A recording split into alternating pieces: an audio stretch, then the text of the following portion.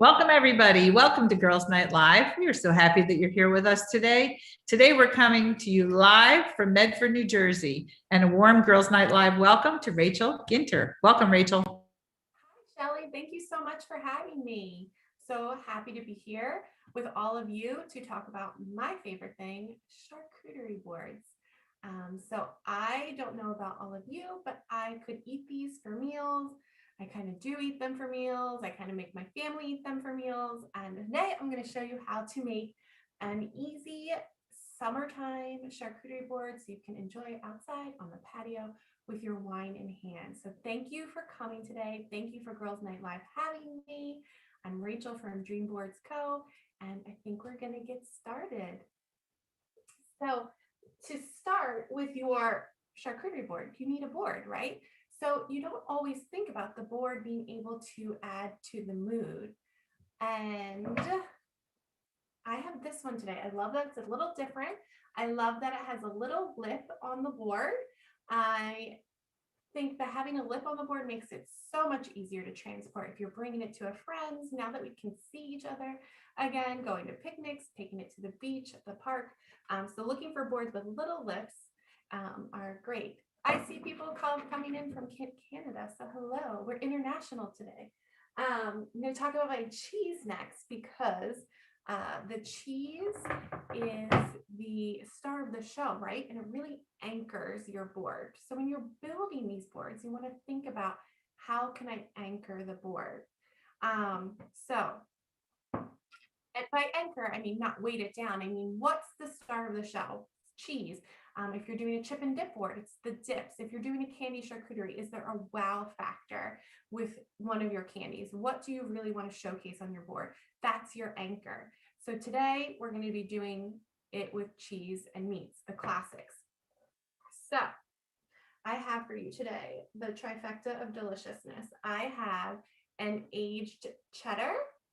So I recommend a cheddar going on your boards, especially if you're serving a crowd, if you're serving people of varying ages, varying palates. It's a great place to start because everything's better with cheddar, right?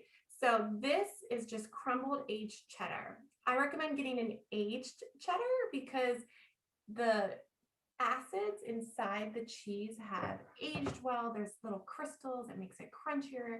It's delicious. But it's not too far from like classic cheddars that everybody is accustomed to. So it's a great way to try something that's a little different than what you're used to. So that's a cheddar. And you could slice it, you can dice it, you can cube it. I used my cheese knife today with my cheddar, and because it's aged and it has these beautiful flavor crystals in it, when you put your cheese knife in it, or a regular knife, you don't need necessarily a cheese knife, you put your knife in and you just twist it. It's going to break all along these crystals into these delicious little like cheese nuggets. I could eat them all on camera now, but I won't. So that's the first cheese I'm going with today. Always a crowd pleaser. This one's actually truffle infused. You can find a lot of different flavors out there with your cheddars. The next cheese I'm going to be talking about is a Brie. This big, beautiful wedge right here. You can get it in a wheel, in a wedge. You can serve it room temperature, or you can heat it up, but you never serve it cold. The flavors in this really don't develop until it's room temperature. So you really want to give it that time before your guests arrive to get to the right temperature in the room. And if you're building a cheese board, by the time you finish everything, it'll be perfect for your guests. Now, a lot of people don't eat the rind on a Brie, but you absolutely can. It's kind of a personal choice. The more it goes through the cheese, like there's double cream Bries, which is this is a supreme Brie, and there's a triple cream Brie, which means this has triple the fat and triple the flavor. And their rind gets a little more tougher to chew through, but you can absolutely chew through that. So that's the Brie. I also feel like this is like a gateway cheese, I want to say, because it's creamy, it's delicious, it goes with fruit, it works well warm with jam spread on top of it. It goes delicious with prosciutto, salami. It goes with so much, and it's not really that weird but it's just different enough if you're just getting into this or if you're serving a crowd. So the third cheese I'm going to talk about, I feel like is a pretty popular cheese on cheese boards these days, and that is the Manchego. It comes in a triangular block like this. All of my cheeses are from Trader Joe's, by the way. Actually, everything I have today is from Trader Joe's, so you can just go there, pick everything up in one place. Lots of stores you can do that, but all of my stuff today is from Trader Joe's if you're interested. So anyway, this is the Manchego. It has a beautiful rind that almost reminds me of like an Art Deco design on a building. You don't eat this rind, but you take your Manchego and you slice it down. I would slice it into slices. So you end up with these beautiful triangles for your guests. You can style them in so many different ways that really, you can style them together. You can make like a river of Manchego going down your board, or you can do the most popular design that's out there, and that's alternating back and forth to make like this really cool, unique kind of feature on your board. It's eye appealing and it catches everyone's attention. When you're serving, putting the cheeses on your board. So that's the cheeses I'm going to use today. But when you put them on your board, I try to make like a triangle on my board. Like think of your kitchen, right? So everyone says when you're building a kitchen, you want like a kitchen sink, the fridge, and the stove to be in a triangle. That's what I try to do when I place my cheese on the board. I'm not saying you have to do that. You can look at my page on Instagram, Dreamboards Co, and be like, she didn't do that here, here, and here. But when you have these rules, you can start to break them. And a great place to start is 3 cheeses spread apart across the board so that your guests have equal access to all of the cheeses, and it creates a pleasing aesthetic to your eye. So creamy cheeses go on the side of the board because you'll need a knife to cut this. Your guests will. You want to be able to let them grab that on the side of the board. We're going to put the Manchego over here in the corner in this pretty alternating design.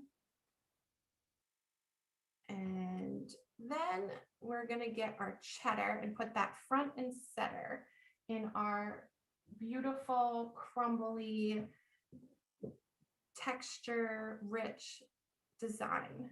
Okay, so does anyone have any questions regarding cheeses or other cheeses you might use when you're building a board? I'd be happy to answer them, or you can save them till later. But these are just some really great cheeses that I think are pleasing for all sorts of palates. Now, if you are an adventurous eater, go for it. Go for the stinkier, but the better. Okay, how do you present blue cheese? So blue cheese, that's a great question. If you have blue cheese that comes in a wedge like the Brie, I often love to leave it in that wedge with the beautiful blue marbles going through it. And you can also just, on a softer cheese like that, you can use a cheese knife very close by, or even spear it into the cheese so guests get the idea to serve it themselves. I like to serve blue cheese mostly with nuts. So I love like crumbling pecans or walnuts right on top of the blue cheese too, to really bring out the contrast. The third cheese was a Manchego. Yeah. Thank you guys. You're so helpful. And that one has the beautiful rind that you don't need. Blue cheese could also, I've seen some people actually like whip it, like cream it, and serve it like in a little dish. I love that beautiful blue marble throughout. So usually leave it whole to show it off. So I have my 3 cheeses placed pretty equal distance across the board. So those are where we're starting. And next, so that's the first step. You get your anchors on the board. What are the showstoppers? What are we here for? And for me, it's always cheese. Now, if you have jams or spreads, honey, this is a great place to put those in little dishes. I'm not going to go for any of those today because It is fresh fruit season here in South Jersey. I mean, there's always fresh fruit around, but this time of summer, there's so many delicious fresh fruits available that I really went a little crazy with them, but we'll get to that next. So if there's no more questions about cheese, I'm going to move on to the meat, the charcuterie of it all.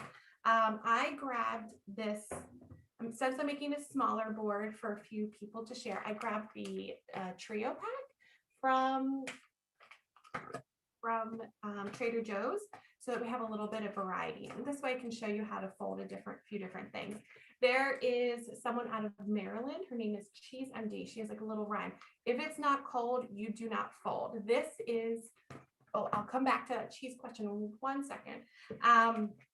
This is a number one problem that people have with their charcuterie meats is that if you're not bringing it right out of the fridge and working with it, the fats in the meat start to become room temperature. They become too pliable to actually hold a shape that you're folding. Okay, let's go back. When cutting cheese, does it change anything if you cut in triangle strips or cubes? No, it doesn't change anything. I just like to offer a variety of textures and shapes on boards as much as possible. So whatever you would like aesthetically to show off, I think too it helps as helpful if you have 3 different cheeses to present them in different ways so that people can kind of remember, oh, I liked that triangle one, or I liked the creamy one that was in the wedge, or and like me, like I like them all, so I don't really care. I'm going to eat them all, but it doesn't change the flavor if you cut them in a different way. I think that was your question. Okay, so the Salami Rose is a pretty popular addition to charcuterie boards lately. I've seen it done like in champagne flutes. I do mine like old style, classic style. So you take the salami, fold it in half, and take a second salami, fold that in half, and so on and so on. I'm going to just do 3 so you guys can see.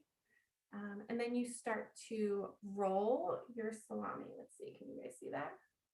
You roll it, and the tighter you roll it, the better the rose will look. This is also just something really cool to add to the board. And you can continue to add petals. You can pull them out to be a little more like a rose opening up.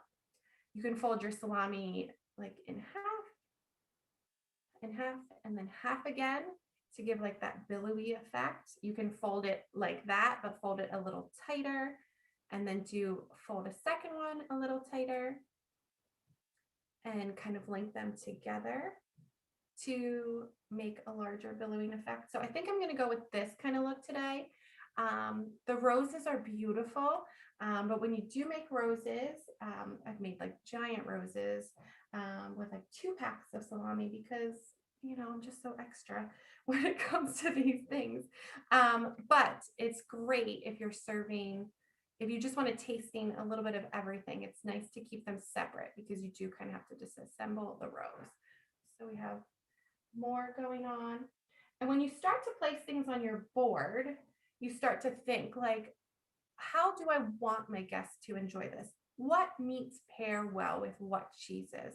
And that's how you should start thinking about placing your meats and everything else in your board, because it kind of gives your guests a hint without you telling them how you think they should enjoy it. So I'm going to place those around the board. And just like I did with the cheeses, I kind of place them throughout the board so that guests would have equal opportunity to grab them. But also when I'm looking at the board, I don't just see white cheese in one section and red meat in another, or pink, whatever one you're using. You see a variety of, you start to fill out the board and you're seeing a variety of color throughout the board.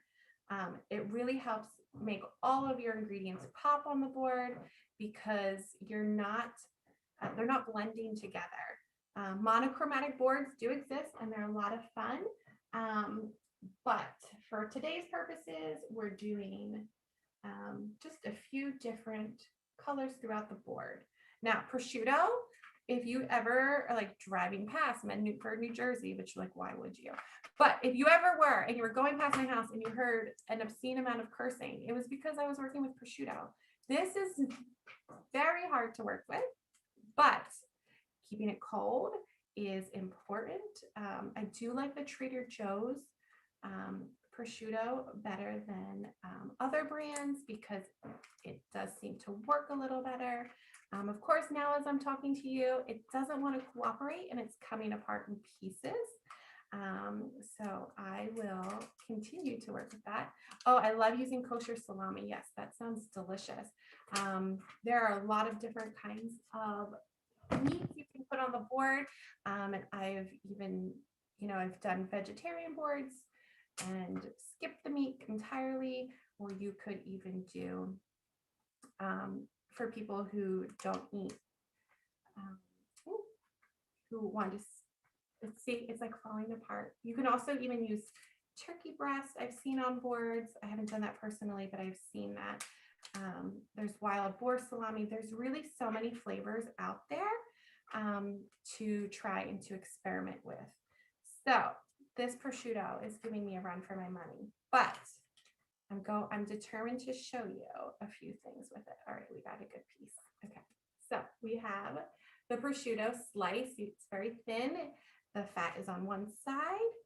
I like to fold the non-fat side a little. It gives it a little more stability because it is such a thin meat to work with. But those are the two most popular, salami and prosciutto. So I fold the one side, and then you can start to drape it upon itself in like a back and forth zigzag motion. It makes this beautiful ribbon that you can then pile upon each itself over and over. So if you could imagine, if the prosciutto wanted to work for me today, like 5 or 6 slices of this beautiful ribbon facing upward on your board. But we have things to do today, so I'm not going to go crazy showing you this. Yes, fold it right out of this refrigerator. Yes, yes. If it's not cold, don't fold. That's for my friend Cheese MD out of Maryland. I wish I had come up with that phrase, but I can't take credit for it. But yes, if you fold it right out of the refrigerator, I actually had it sitting on ice right here, so I didn't have to leave the screen to grab it. But I had the ice right here. And I should listen to my own rhyme, right? Okay, so we have our meats, we have our cheeses. They're equally distanced on the board. They are looking beautiful. They're filling out the board. And now we get to have a little more fun. We add in the crunch. If you are going to serve your board shortly after making it, go ahead and add your carbs. I like to add it at this point because it gives a little more structure. If you are serving it later in the day, or even if you're prepping it like late at night for a brunch board the next morning, do not refrigerate your carbs.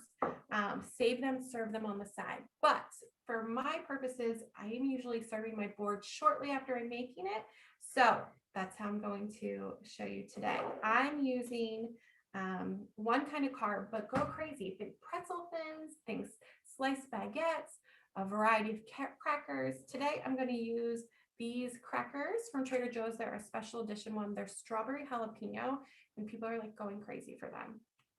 This is where a discerning eye starts to really come in, because we never want to, well, I don't want to say never, but if you're hosting, I rarely put, like never, broken crackers on, because you're constructing the board up, but think about it how it's deconstructing as your guests are enjoying it. You don't really want them to pull some crackers off and then see broken ones underneath.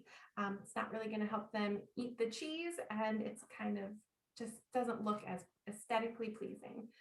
So I'm going to stack these together. I love the look of these. They're sturdy enough for the brie, but they add a nice flavor. They have a little bit of spice. I'm just going to do one kind of carb today, like I said, but feel free to mix it up when you guys are serving your boards this summer. You can stack them up on themselves, like in a layer. I'm going to do mine kind of like in a row, around different sides of the board. I'm not going to try to make them look uniform because these kind of crackers are not uniform. So I'm not going to drive myself crazy.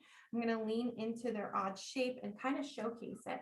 It'll start to, you guys can see here, it starts to add a different texture and some movement to my board because they are kind of going all different directions. So it's a great little aesthetic trick when you do that. Okay, so I'm going to add some more of these in, and then we can move to the next phase, which will be stage 4 already. We're like zooming through this. I hope I'm not talking so fast in Jersey that you guys are missing anything. Feel free to ask any questions. My name on Instagram is Dream Boards Co. So that's me. Okay. So we have our crackers lined up. All right, they're giving balance. I've got some brown on this side, some brown on that side. The next stage we've done, step 1, cheese. Step 2, meats. Step 3, carbs. Now, step 4 is going to be fresh fruits and vegetables or dried fruits. And today I have, because it's summertime, and I'm obsessed with stone fruit, and nothing is better than fresh stone fruit. I have fresh apricots. Now, I don't love to put whole fruit on a board, but when it's cute little apricots, I feel like it's totally doable. You can eat it in like 3 bites. They're not too messy. So today I'm going to put whole fruit on my board. I like things in odd numbers. It's just like when you watch HGTV and there's like 3 things on the mantle or 5 things or just 1 thing, because for whatever reason the human eye thinks things in odd numbers are more aesthetically pleasing. So I'm going to pop these onto the board, and like I said, it's not my usual aesthetic, but I kind of am into it today because we have all this beautiful fresh fruits and vegetables available today. I also have cherries, a personal favorite. If you are serving these, little dishes are great to have because they do have pits. I also have the most delicious and vibrant looking raspberries, which like avocados get a bad rap, right? About like ripening too fast, but like raspberries are right there too, right? Like these are good for like 2 seconds.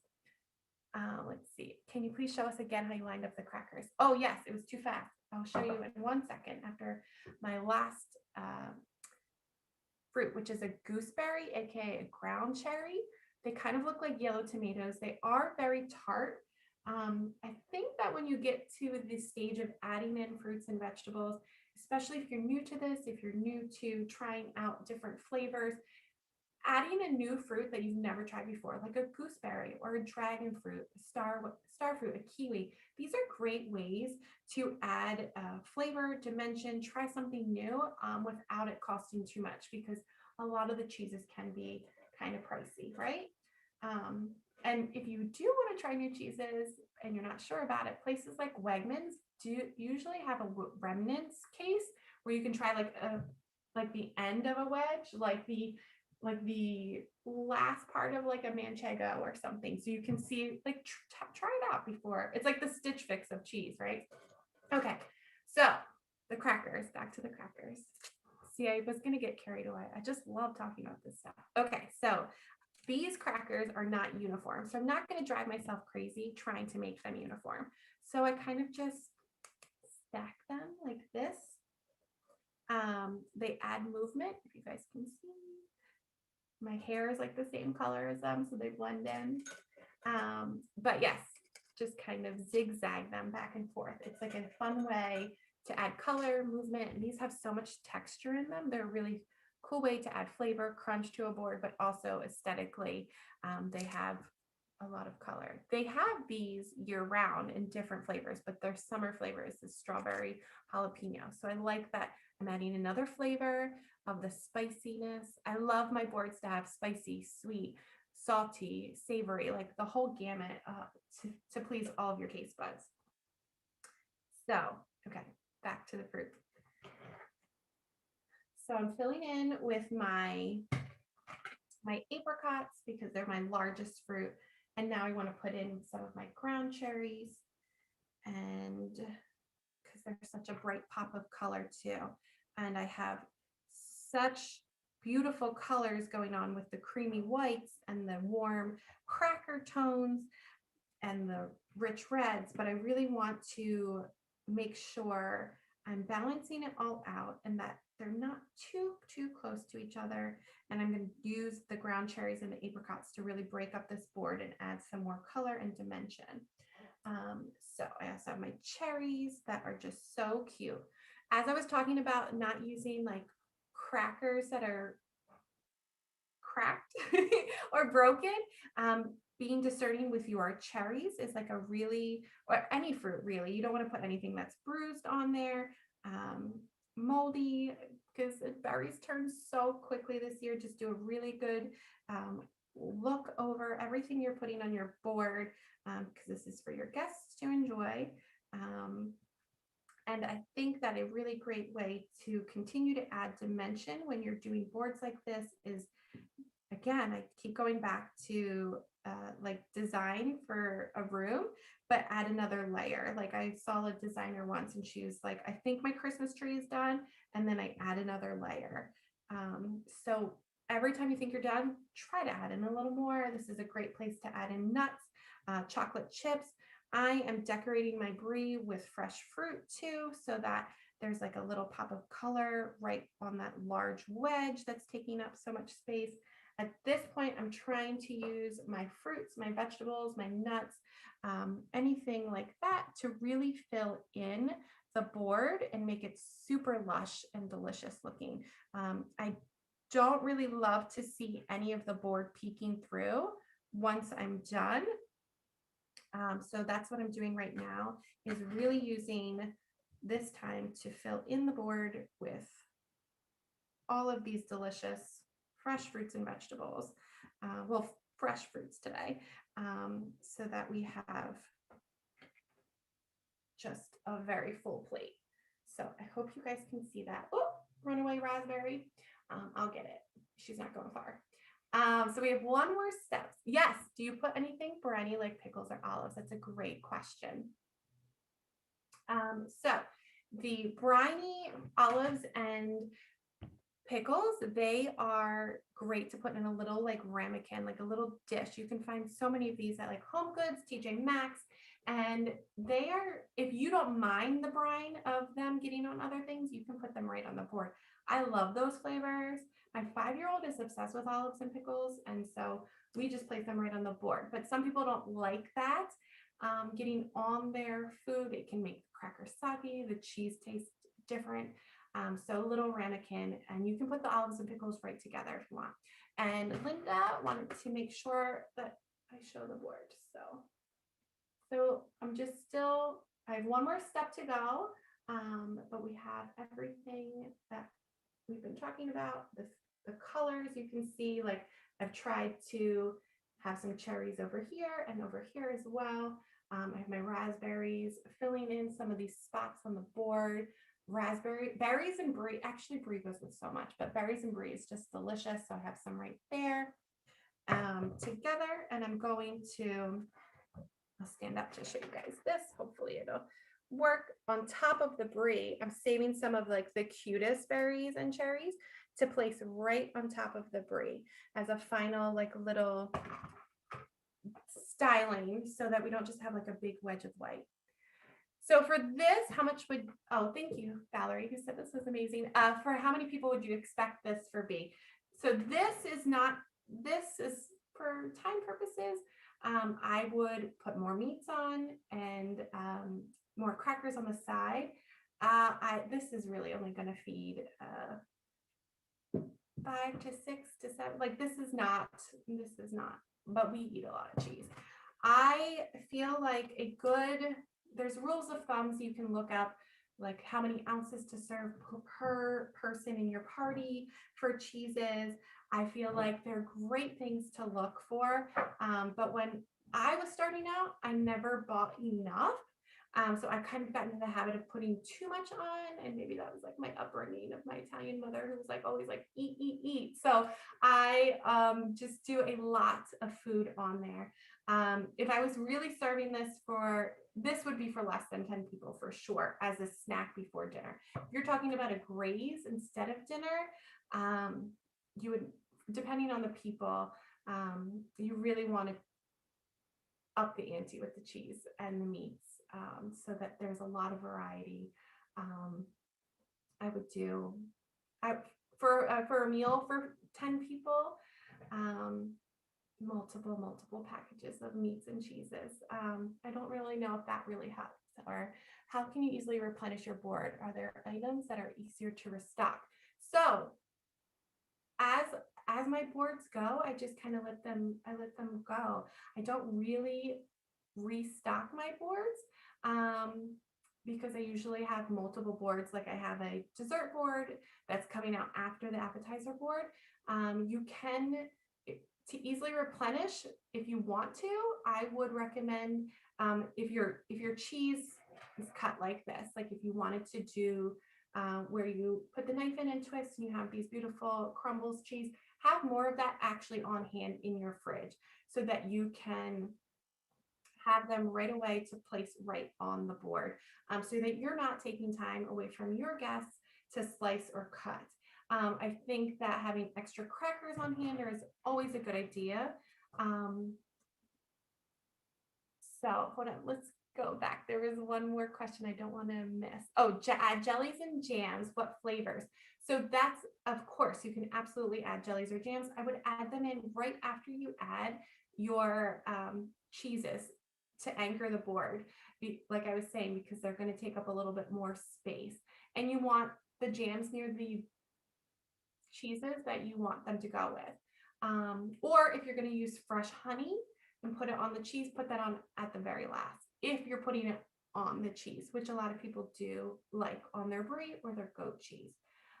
What flavors? I think there's so many flavors out there. One of my favorite jams is like a grapefruit jam, because I love that citrus tartness. In the fall, I like to use apple butter instead of like a regular jam. Honey is delicious any time of year. There is a woman I follow on Facebook. Her name is Madam's Jams, and she has like really delicious flavor combinations. Like she has one that's called raspberry champagne. So that one is really delicious too. It would be perfect for this board, but of course I'm all out because of course we ate it all a couple weeks ago. So I like to think seasonally with the flavors in the jams that I'm using, but you don't have to. I think that's one of my favorite things about making a charcuterie board and teaching people is that you don't have to have it look or taste a certain way. I've made boards with Doritos on them. I've made boards with kid snacks on them. Everyone thinks of it as being this certain like fancy thing. And yes, it can be, but it can also be something very attainable that you can share with your kids as well. I was thinking of a grazing board, or is it easier to do multiple boards? It is absolutely up to you. There is no, like I said, I'm telling you the rules, but also I love breaking the rules. So if you want to mix and match your sweets on a board, you absolutely can. If it is easier for you to do multiple boards, you could. I like doing boards because I also look at it from a business side, and I love having that like overhead flat lay of the day shot. So I love to have more content. So that's an honest answer of why I like to do multiple boards, because then I have multiple days of content. Stella from Facebook, do you ever put Warmboree on a cold cheese board, or do you keep it separate? So if I'm going to do Warmboree as part of my board, I would get a container, not quite like this. They're deeper, and I would put it on the board in the dish I'm baking it in. So yes, you could absolutely include it. You could also think about putting that on a slate board so it doesn't scorch like a wooden board or melt a plastic board. But yeah, you could definitely do that. Oh, thank you so much, Sierra from Ireland. That's so sweet. Thanks for tuning in too. Okay, I love all these questions. I want to keep answering. I hope I'm answering them enough. If I'm not, just be like, girl, stop talking so fast and answer this question for real, or find me on any of my social media handles. But I have to show you guys one more step. I want to show you the last step, which is garnishing, which I feel like takes your board to the next level, because we have all of these things that are delicious to eat, right? The board looks pretty. We have pops of color, so summery, so citrusy, but we need to garnish because it just like, it takes it to the next level. You can use, today I'm going to be using fresh flowers that are organic. So they can be near. I love to use flowers that are edible because I'm a mom of a 3 and 5-year-old and they're going to stick this in their mouth. So I have to make sure that they are edible so that nobody's getting a stomach ache. But you can use things like fresh rosemary in the fall is one of my favorite garnishes to use, because rosemary is just reminiscent of so many fall dishes, I feel like. So I feel like that's a great one to use to lean into the seasonality of the ingredients you're using. You can use sage. I love that in the spring because, I don't know, it just feels so warm and fuzzy, like a bunny or a chick or something. So I just feel like that's a great thing to use in the spring. You can also, I'm a big fan of using white chocolate chips on dessert boards, on dessert crazes. It just, again, you want to think about adding this last final layer to really elevate your board in one last way. It adds this layer of color too, so that when people are looking at your board, it's not one note, it's not one color. Certainly is a time and a place for a monochromatic board, but that's not for the look I'm going for today. So you're adding in all of these colors, these beautiful, beautiful. Ooh, this raspberry like just does not want to stay today. You're adding in these beautiful shades and hues to really make everything just pop on your board, because we eat with our eyes before we eat with our mouth and our stomach. So people want to see something appealing, and this definitely helps. So here, I'm going to give you an example. So I have, let's see, here we go.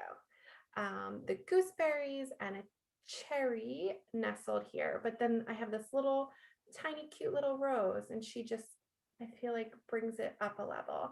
And then over here by the Brie, I've nestled in this little yellow flower to make a pop of color near the large red rose and the red cherry and the red salami and the red raspberry. There's a lot of red going over here. So I just feel like I need to break it up, and these sweet little flowers are going to help me do that. So again, you can do this with edible flowers. You can do this with any kind of, this raspberry, she's just not having it. I'm going to give up on that one too. She's like the prosciutto, this raspberry and the prosciutto. But fresh flowers, fresh spices like rosemary, sage, thyme, cilantro, great for like on a Taco Tuesday board, because we didn't even talk about meal boards, but that's a thing. And they're just a way to bring your boards to the next level. Thank you, Marta. You're so sweet. I'm so appreciative of everybody sharing their questions and chatting, and of course, tuning in today to learn the steps of making a little summer charcuterie board. So are there any more questions? I would be happy to answer any. Thank you. Oh, Madam's jams, Madam, like MADAM jams. She's the sweetest woman. Her jams are delicious. And she has like a lot of different flavors to try throughout the year. It is a rose. Yes, I used a rose on the board. I see that you were putting your kids to bed. I have a 3 and a 5-year-old, and they get so used to me using edible flowers like pansies or lavender. Like they think that they can eat everything. So I love putting things that are edible, organic. If they eat them, they won't get a tummy ache or a rash or anything crazy. Mom life. If you're a mom, you know. Yes, these are roses I put on here. I did an Oktoberfest board once, and I used cabbage like flowers, like cabbage roses. They were really beautiful. I mean, at least I thought so. But I mean, I've been just rambling on about cheese for 40 minutes, so y'all know I'm already crazy. So Any other questions? Any tricks for the cheese? Okay. Yes. Okay. The question was, any tricks to cutting perfect squares to my cheese? My knife skills are horrible. Okay. Valerie, I feel you because I was there. Practice really does help. There is a tool by OXO. I got it at Target. It's like a knife, but you hold it up here and it has a ruler on it. So get that tool for yourself, because you're not going to use that tool to actually, or you can use a real ruler, but you use the ruler to cut. So you do it like every inch, and then like another inch. And then you can use either the OXO tool or your ruler at home. It sounds crazy, but it's a great way to learn. And then you just go rogue and you just start cutting into cheese with your Michael Myers style knife, and just wing it, and you'll be great. Anybody else? Oh, you're welcome. You're welcome. All right, everyone, if there are no other questions, I have taken up some more of your time than was promised. So I appreciate for everyone coming today, chatting and asking questions and giving feedback. You guys are the sweetest. Thank you so much to Girls Night Live. This was such a blast. And follow me on Instagram. It's Dream Boards Co. All together, and you can see some more of my beautiful creations. Thank you, guys. Thank you so much. Thank you so much, Rachel, and thank you all for coming.